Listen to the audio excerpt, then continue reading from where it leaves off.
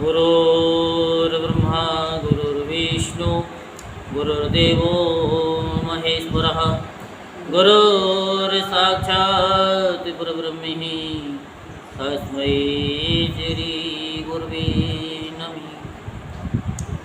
ओम गजाननं भूतगणाधिसेवितं कपितजम्बुफलचारुभक्षणम् उमासुतं शोकविनाशकारिकं नमामि विघ्नेश्वरपादपङ्कजम्।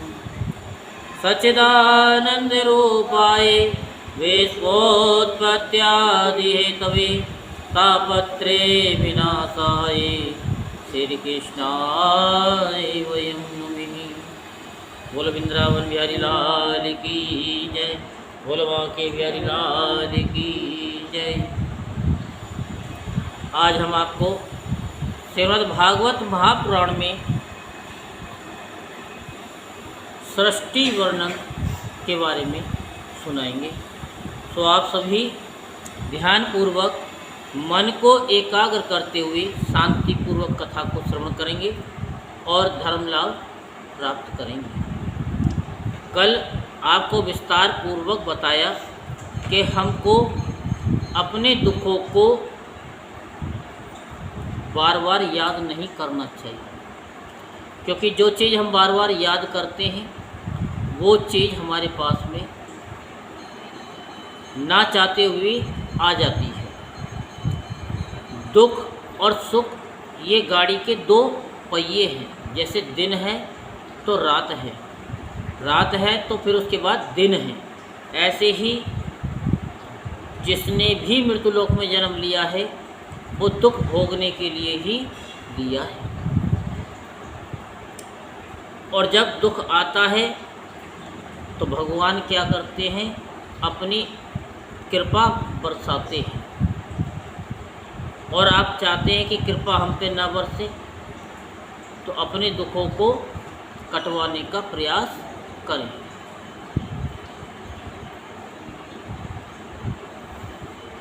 तो ये कल विस्तार पूर्वक बताया कि अगर कोई प्रार्थना करनी है तो एक ही प्रार्थना करो। और वो प्रार्थना क्या है, केवल जगदीश हरे की आरती। उसी के अंदर सब कुछ समाया हुआ है, यही बताया था। उसके अंदर सब कुछ समाया है, दुख भी, सुख भी, संपत्ति भी, रोग भी, सब कुछ उसके अंतर्गत आ जाता है। ध्यान से अगर पढ़ोगे गाओगे सब कुछ मिलेगा।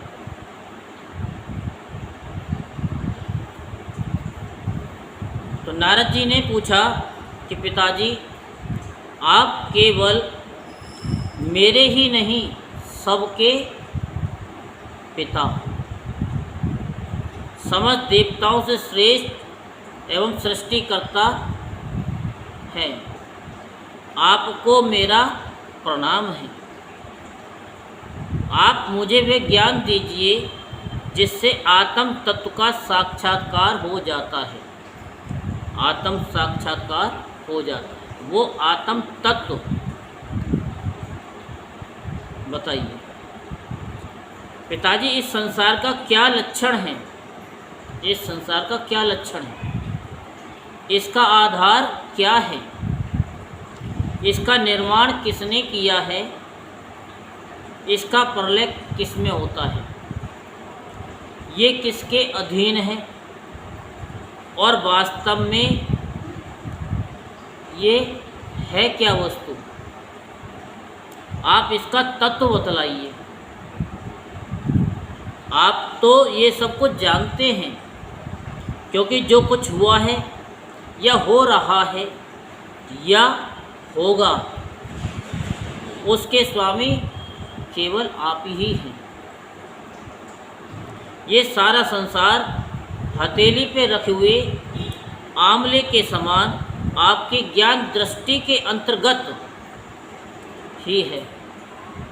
पिताजी आपको ये ज्ञान कहाँ से मिला, आप किसके आधार पर ठहरे हुए हैं, आपका स्वामी कौन है और आपका स्वरूप क्या है। आप अकेले ही अपनी माया से पंचभूतों के द्वारा प्राणियों की सृष्टि कर लेते हैं। कितना अद्भुत है। जैसे मकड़ी अनायास ही अपने मुंह से जाला निकालकर उसमें खेलने लगती है, वैसे ही आप अपनी शक्ति के आश्रय से जीवों को अपने में ही उत्पन्न करते हैं और फिर भी आप में कोई विकार नहीं होता। जगत में नाम रूप और गुणों से जो कुछ जाना जाता है उसमें मैं ऐसी कोई सत असत, उत्तम मध्यम या अधम वस्तु नहीं है और वस्तु नहीं देखता हूँ। जो आपके सिवा और किसी से उत्पन्न हुई हो। इस प्रकार सबके ईश्वर होकर भी आपने एकाग्र चित्त से घोर तपस्या की। इस बात से मुझे मोह के साथ साथ बहुत बड़ी शंका भी हो रही है। राधे राधे। आपसे बड़ा भी कोई है क्या? आपसे बड़ा कोई है क्या? पिताजी, आप सर्वज्ञ और सर्वेश्वर हैं। जो कुछ मैं पूछ रहा हूँ वह सब आप कृपा करके मुझे इस प्रकार समझाइए कि जिससे मैं आपके उपदेश को ठीक ठीक समझ सकूँ। तो नारद जी किससे पूछ रहे हैं? ब्रह्मा जी से, अपने पिताजी से पूछ रहे हैं। क्या पूछ रहे हैं कि आत्म तत्व का साक्षात किस प्रकार से होता है, इसका निर्माण किसने किया, इसका आधार क्या है और ये किसके अधीन है, इसका प्रलय किस में होता है। तो ब्रह्मा जी ने कहा कि बेटा नारद, तुमने जीवों के प्रति करुणा के भाव से भरकर ये बहुत ही सुंदर प्रश्न किया है।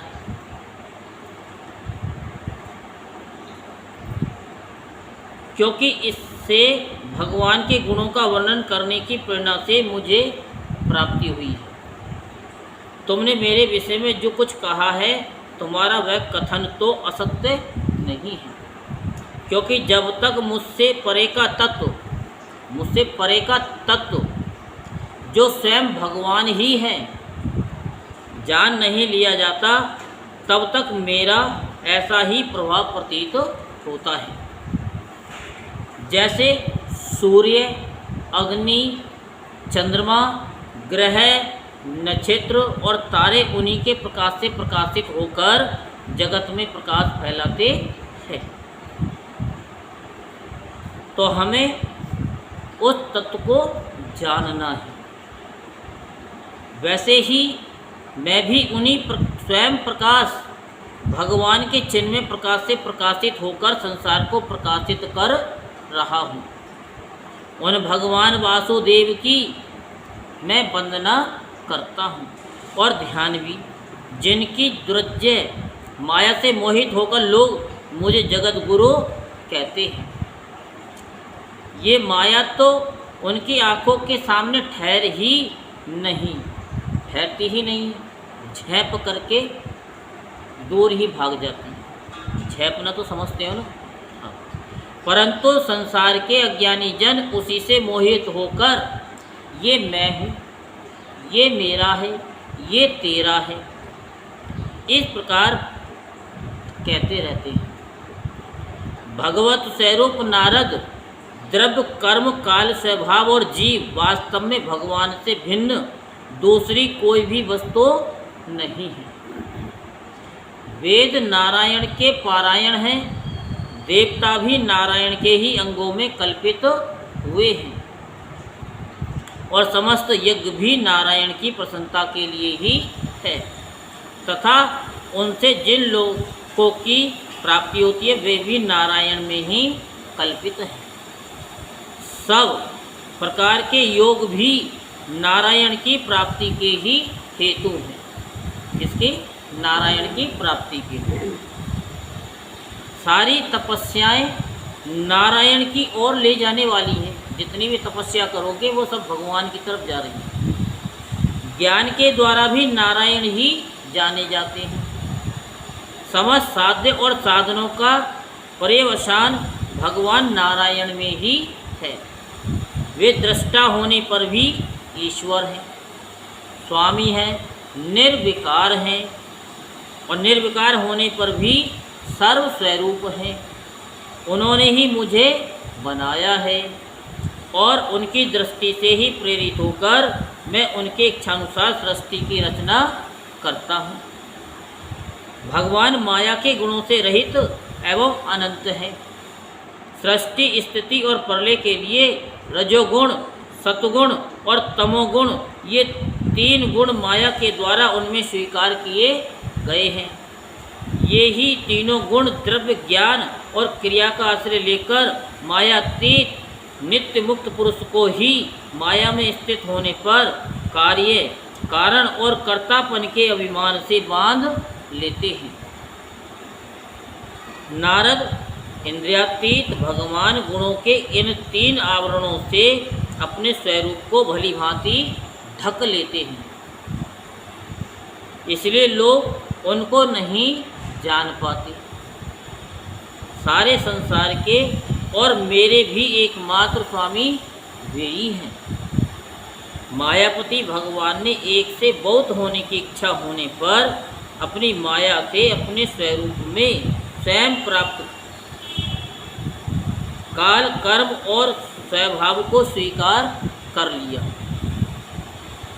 भगवान की शक्ति से ही काल ने तीनों गुणों में क्षोभ उत्पन्न कर दिया, स्वभाव ने उन्हें रूपांतरित कर दिया और कर्म ने महत्त्व को जन्म दिया।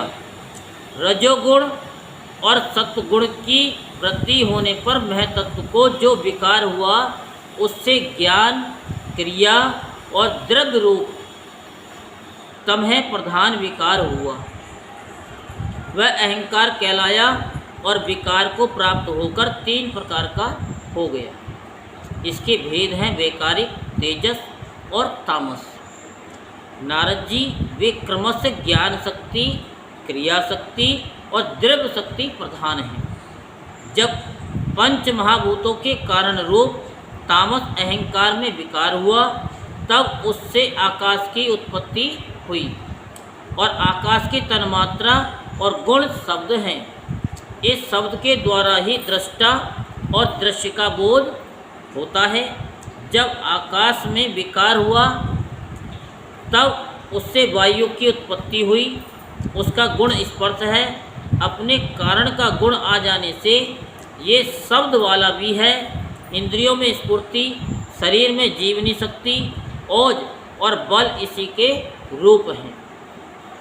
काल, कर्म और स्वभाव से वायु में भी विकार हुआ, उससे तेज की उत्पत्ति हुई। इसका प्रधान गुण रूप है। साथ ही इसका कारण आकाश और वायु के गुण शब्द एवं स्पर्श भी इसमें है। तेज के विकार से जल की उत्पत्ति हुई। इसका गुण है रस। कारण तत्वों के गुण शब्द, स्पर्श और रूप भी इसमें है। जल के विकार से पृथ्वी की उत्पत्ति हुई। इसका गुण है गंध। कारण के गुण कार्य में आते हैं। इसका न्याय से शब्द, स्पर्श, रूप और रस, ये चारों गुण भी इसमें विद्यमान हैं। वैकारिक अहंकार से मन की और इंद्रियों के 10 अधिष्ठात्र देवताओं की भी उत्पत्ति हुई। उनके नाम दिशा, वायु, सूर्य, वरुण, अश्विनी कुमार, अग्नि, इंद्र, विष्णु, मित्र, प्रजापति। तेजस अहंकार के विकार से स्रोत, त्वचा, नेत्र, जिह्वा और प्राण, ये 5 ज्ञानेंद्रियाँ एवं बक, हस्त, पाद, गुदा और जनेंद्रियाँ, ये 5 कर्मेंद्रियाँ उत्पन्न हुई। साथ ही ज्ञान शक्ति रूप बुद्धि और क्रिया शक्ति रूप प्राण भी तेजस अहंकार से उत्पन्न हुई। श्रेष्ठ ब्रह्माविद जिस समय ये पंचभूत, इंद्रिय, मन और सत्व आदि तीनों गुण परस्पर संगठित नहीं थे, तब अपने रहने के लिए भोगों के साधन रूप शरीर की रचना नहीं कर सके। जब भगवान ने इन्हें अपनी शक्ति से प्रेरित किया तब वे तत्व परस्पर एक दूसरे के साथ मिल गए, तत्व एक दूसरे के साथ मिल गए और उन्होंने आपस में कार्य कारण भाव स्वीकार करके व्यष्टि समिष्ट रूप पिंड और ब्रह्मांड दोनों की रचना की। वह ब्रह्मांड रूप अंडा 1,000 वर्ष तक 1000 वर्ष तक निर्जीव रूप से जल में पड़ा रहा। फिर काल कर्म और स्वभाव को स्वीकार करने वाले भगवान ने उसे जीवित कर दिया। उस अंडे को फोड़कर उसमें से वही विराट पुरुष निकला, विराट पुरुष निकला, जिसकी जंघा, चरण, भुजाएं, नेत्र, मुख और सिर सहस्त्रों की संख्या में है। विद्वान पुरुष उसी के अंगों में समस्त लोक और उनमें रहने वाली वस्तुओं की कल्पना करते हैं। उसकी कमर से नीचे के अंगों में 7 पाताल की और उसके पेड़ों से ऊपर के अंगों में 7 स्वर्ग की कल्पना की जाती है।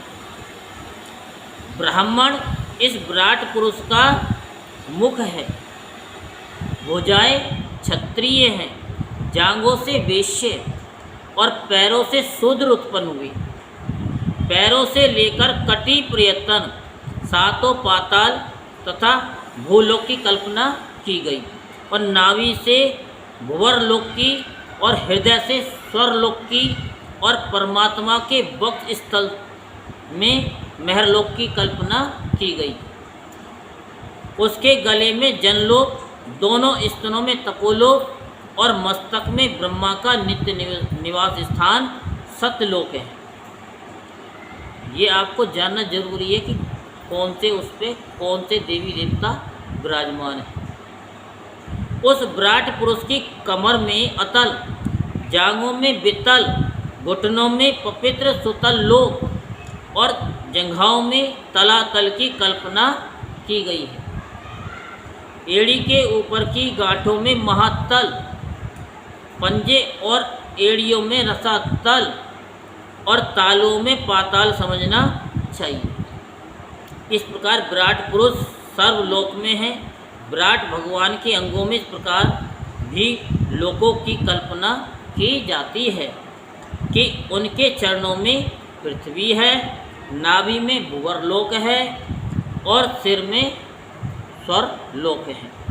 बोल वृंदावन बिहारी लाल की, बोल बांके बिहारी लाल की जय। जय श्री राधेश्याम, जय जय श्री राधेश्याम, जय जय श्री राधेश्याम।